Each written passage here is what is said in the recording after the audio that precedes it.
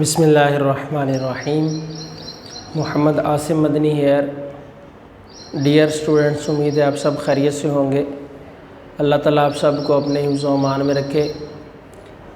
آج بیٹا ہم 10th class کے لیے مضمون کا لیکچر لے کر آپ کے سامنے حاضر ہیں، جو کہ ہمارا لیکچر نمبر 27 ہے۔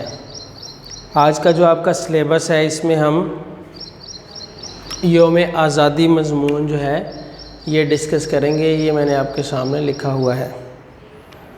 یوم آزادی ہے، یوم پاکستان ہے، قومی تہوار، اس میں بھی یوم آزادی جو ہے وہ ایک ٹاپک اس کا آتا ہے۔ تو وہ جو ہم قومی تہوار مضمون جب کریں گے تو اس میں بھی ہم آپ کو بتا دیں گے۔ تو خیر، آج کا جو ہمارا سلیبس ہے وہ ہے یوم آزادی۔ یوم آزادی لفظ جو ہے یہ مرکب اضافی ہے، یعنی آزادی کا دن، یوم نا دن۔ یوم پاکستان یعنی پاکستان کے بننے کا، قائم ہونے کا دن۔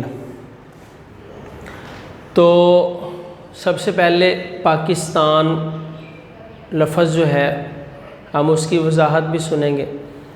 مضمون جو ہوتا ہے نا، مضمون بیٹا میں نے آپ کو پچھلے لیکچرز میں اس کے بارے میں وضاحت کے ساتھ بتایا ہوا ہے کہ مضمون کسی ایک ٹاپک پر، کسی ایک خاص موضوع پر آپ نے اپنے خیالات، اپنے جذبات، احساسات کا اظہار تاریخ کی روشنی میں، حقائق کی روشنی میں اس موضوع کے مطابق کرنا ہوتا ہے۔ اس میں ہم کیا کر سکتے ہیں؟ اس میں ہم قرآنی آیات کا حوالہ بھی لا سکتے ہیں، ہم احادیث طیبہ سے بھی، یعنی جو بات آپ نے کرنی ہے نا وہ ایک اتھینٹک بات ہونی چاہیے، وہ پختہ بات ہو، اس میں کسی قسم کا کوئی جو ہے وہ اپنے پاس سے جان بوجھ کر کہانیاں نہ گڑھی ہوئی ہوں، وہ حقائق پر مبنی ہو، یا پھر آپ کے جو جذبات، احساسات ہیں وہ اس چیز کی عکاسی درست کر رہے ہوں، درست الفاظ کے ساتھ۔ یہاں پر ہمارے اسٹوڈنٹس کیا کرتے ہیں، وہی جو 7th 8th میں چھوٹا چھوٹا مضمون لکھا ہوتا ہے تو اس کو ہی دیکھ رہے ہیں، وہ اپنے پاس سے مضمون بناتے ہیں۔ تو بیٹا جو 10th کلاس کا لیول ہے نا آپ کا، اس میں تھوڑا سا اچھا مضمون، صحت مند الفاظ، جملوں کا، مرکبات کا درست استعمال کرنا ہوتا ہے، اور پھر اس کے ساتھ ساتھ آپ کو حوالہ جات بھی دینے ہوتے ہیں۔ آپ جو بات کر رہے ہوتے ہیں آپ اس کے مطابق اس سے ریلیٹ کرتا ہوا کوئی شعر لکھیں، آپ کسی کا قول لکھیں، کسی سائنسدان کا قول لکھیں، کسی سیاستدان کا آپ قول لکھیں، قائد اعظم علامہ اقبال رحمۃ اللہ تعالیٰ علیہ، آپ ان کا بھی جو ہے وہ قول اور شعر وغیرہ لکھ سکتے ہیں، تاکہ آپ جو بات کرنا چاہ رہے ہیں اس بات کے اوپر آپ دلیل، حوالہ جات کا مطلب یہ ہوتا ہے کہ آپ اس کے اوپر دلیل دے رہے ہیں کہ میں یہ جو بات کر رہا ہوں، یہ دیکھیں فلاں سیاستدان نے بھی ایسے کہا ہے، وہ فلاں ہمارے لیڈر نے بھی اس سے ملتی جلتی بات کہی ہے، یا فلاں شاعر نے بھی اس کے اوپر بات کی ہے۔ تو میں نے کچھ حوالہ جات آپ کے سامنے یہاں پر لکھے ہوئے ہیں۔ مضمون میں ہم نے کیا ہوتا ہے، سب سے کرنا کیا ہوتا ہے، سب سے پہلے ہم نے اس کا ایک پس منظر بیان کرنا ہوتا ہے، ٹھیک ہے۔ پاکستان کے بارے میں ہم شروع میں بتائیں گے کہ پاکستان ایک اسلامی مملکت ہے، ٹھیک ہے، اور اللہ تعالیٰ کی طرف سے بر صغیر میں جو مسلمان اس وقت ہندوستان کے اندر اکٹھے تھے، ان کو اللہ تبارک و تعالیٰ نے ہندوؤں اور انگریزوں کی، انگریز تو خیر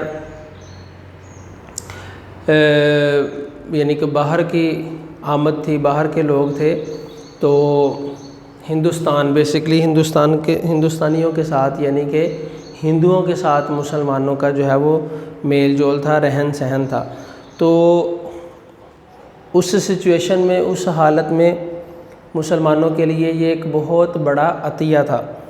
تو ہمارا ملک پاکستان جو ہے یہ بہت ساری نعمتوں سے مالا مال ہے۔ تو اب ہم نے وہ جو یوم آزادی یعنی آزادی کا دن ہے، اس کا پس منظر بیان کرنا ہے کہ یہ آزادی ہم نے کس طرح حاصل کی۔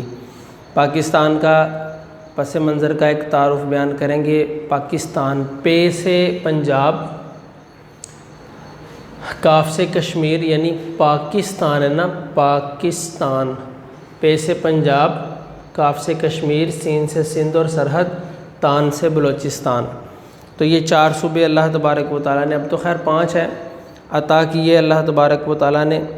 تو اب ہم پاکستان کا جو دن ہے 14 اگست 1947، اس کو یوم پاکستان کے نام سے جانتے ہیں، اور ہم اس پر جشن آزادی مناتے ہیں کہ اللہ تبارک و تعالیٰ نے ہمیں ایک اسلامی مملکت عطا فرمائی۔ ٹھیک ہے، جو زندہ قومیں ہوتی ہیں وہ اپنی جو ایام ہوتے ہیں اس طرح کے ان کو بھولتی نہیں ہیں۔ تو جب بھی کوئی بھی مضمون لکھے نا ہم، تو اس کے شروع میں ہم نے ایک شعر لکھنا ہوتا ہے، اس سے امپریشن اچھا بنتا ہے۔ قوم کی تاریخ کی پہچان ہے 14 اگست، ایک زیریں باب کا عنوان ہے 14 اگست۔ یہ میں نے آپ کے سامنے شعر ایک لکھا ہوا ہے، کچھ اور بھی حوالہ جات کے جو وہ شعر لکھے ہوئے ہیں، میں ان کو پڑھ دیتا ہوں، پھر میں مزید کچھ وضاحت کروں گا۔ لہو وطن کے شہیدوں کا رنگ لایا ہے، اچھل رہا ہے زمانے میں نام آزادی۔ فراق گورکھپوری کا یہ شعر ہے۔ چاند میری زمیں، پھول میرا وطن، میری کھیتوں کی مٹی میں لال یمن۔ افراد کے ہاتھوں میں ہے اقوام کی تقدیر، ہر فرد ہے ملت کے مقدر کا ستارہ۔ تو یہ کچھ شعر ہیں۔ تو یہ جو پاکستان کی عظیم نعمت ہے 14 اگست 1947 کو جو دنیا کے نقشے پر ابھرا ہے، یہ ایسے ہی نہیں ابھرا۔ اس پر یعنی ملک کو حاصل کرنے کے لیے ہمارے لیڈرز نے، ہمارے رہنماؤں نے اپنے دن رات محنت کر کے، کوشش کر کے اس کو حاصل کرنے کی جد و جہد کی۔ اور پھر سب سے اہم بات یہ کہ جو ہمارے آباء و اجداد ہیں، جی ہاں ہمارے آباء و اجداد جو ہیں، آپ اپنے والدین سے پوچھیں تو ہماری 80% جو ہے وہ اس پاکستان کی آبادی جو ہے وہ ہندوستان سے ہجرت کر کے آئی۔ 70-80% ہم کہہ سکتے ہیں۔ ہم اپنے آباء و اجداد سے پوچھتے ہیں جب، تو ہمیں بتاتے ہیں کہ ہمارے آباء و اجداد یعنی ہمارے دادا جان، پردادا جان جو ہیں وہ وہاں سے ہجرت کر کے آئے تھے ہندوستان سے جب پاکستان آزاد ہوا۔ تو لاکھوں لوگوں نے اپنی جانیں قربان کی، اور ہمارے آباء و اجداد نے اپنا گھر بار، اپنے جو ہے وہ گھروں کو، زمینوں کو، کھیتوں کو، اپنے جو جاندار تھے ان کے پاس جانور تھے، ٹھیک ہے، ان جانوروں کو سب کو چھوڑ دیا اور ایک آزاد مملکت میں بسنے کے لیے یہاں پر پہنچ گئے۔ اور یہ یقیناً ان کی بہت بڑی قربانی ہے۔ آپ اپنے گھر کو چھوڑ کر کہیں جا سکتے ہیں؟ نہیں جا سکتے۔ آپ اپنا جو ہے وہ سرمایہ، کھیت، جاندار، جانور، یہ سب کچھ چھوڑ کر آپ جا سکتے ہیں کہیں پر؟ نہیں جا سکتے۔ آپ کسی کو ایسے ہی چھوڑ کے دے سکتے ہیں؟ نہیں۔ پھر یہ کہ ہندوؤں کے ظلم و ستم اور سکھوں کی یلغار سے بہت سارے مسلمان، ہمارے آباء و اجداد جو ہے وہ متاثر ہوئے، اور بہت سارے رستوں میں شہید کر دیے گئے، جو ہے وہ کنوؤں میں پھینک دی گئیں لڑکیاں، بہت ساری جانوں کا جو ہے وہ نذرانہ دیا گیا۔ تو یہ تو میں آپ کو ویسے وضاحت کر رہا ہوں۔ اس میں آپ کیا کریں گے کہ پاکستان اسلام کے نام پر قائم ہوا ہے۔ اس سے پہلے آپ یہ بتائیں گے کہ ہندوستان میں 2 قومیں، بڑی قومیں آباد تھیں، مسلمان اور ہندو، پھر ان کے جو رہن سہن کے طریقے ہیں وہ سب الگ تھے۔ پھر جب انگریز کی حکومت ہوئی تو پھر فرنگیوں کی یلغار سے مسلمان نہ بچ سکے، ہندوؤں نے جو ہے وہ ساری سیٹیں سنبھال لیں۔ تو یہ آپ اس طرح جو ہے وہ آپ اس کا پس منظر بیان کریں گے۔ پھر اس کے بعد کیا ہوا کہ مسلمانوں میں بیداری، جی ہاں بیداری کا شعور پیدا ہوا، بیدار ہو گئے، اور علامہ اقبال رحمۃ اللہ تعالیٰ علیہ اور دیگر شعراء اور ہمارے لیڈرز اور اسپیشلی علماء کرام، انہوں نے مسلمانوں کو اس بات کے اوپر قائل کیا کہ اگر ہمیں اپنی جانیں بھی دینا پڑیں اور ہمیں اپنا گھر بار چھوڑ کر کہیں جانا بھی پڑا اور یہ سب کچھ قربان کرنا پڑا تو ہم اس سے پیچھے نہیں رہیں گے۔ ہم اپنی نسلوں کے لیے اس پاکستان کو، اس ملک کو اس دنیا کے نقشے پر قائم کر کے رہیں گے، ٹھیک ہے۔ تو یہ ایک پس منظر بیان کرنے کے بعد پھر ہم جب اس کے تاریخی پہلوؤں کو بھی بیان کریں گے، 23 مارچ 1940 کو جو قرارداد ہوئی، پھر 14 اگست 1947 کو کس طرح کوششوں کے ساتھ جو ہے وہ قائد اعظم نے جو ہے وہ اپنی کوششوں کے ساتھ ان کے دیگر ساتھی جو تھے ان کے ساتھ مل کر پاکستان آزاد کروا لیا۔ پھر اس کے بعد 14 اگست کو کیا ہوتا ہے؟ 14 اگست کو اب اس وقت یوم آزادی یعنی آزادی کے دن کے بعد سے لے کر اب تک اچھے طریقے سے منایا جاتا ہے۔ ہر شہر اور گاؤں میں عید کا سا سما ہوتا ہے، لوگ جھنڈیاں لگاتے ہیں، ٹھیک ہے۔ وزیر اعظم اور صدر وغیرہ جو ہے وہ ٹی وی پر آ کر باقاعدہ ہماری فوج بھی پریڈ کرتی ہے، وہ خطابات کرتے ہیں، ٹھیک ہے۔